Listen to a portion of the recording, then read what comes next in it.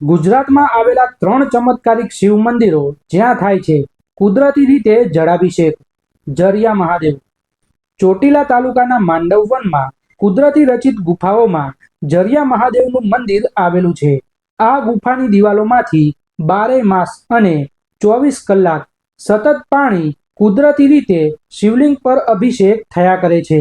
શિવલિંગ પર થતા જળાભિષેકનો મૂળ સ્ત્રોત અને આ પાણી ક્યાંથી આવે છે તે આજે પણ એક રહસ્ય છે.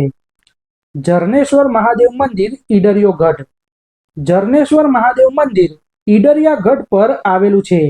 આ મંદિરમાં એક ઝરણું સતત વહ્યા કરે છે. આ ઝરણું ગુપ્ત ગંગા તરીકે ઓળખાય છે.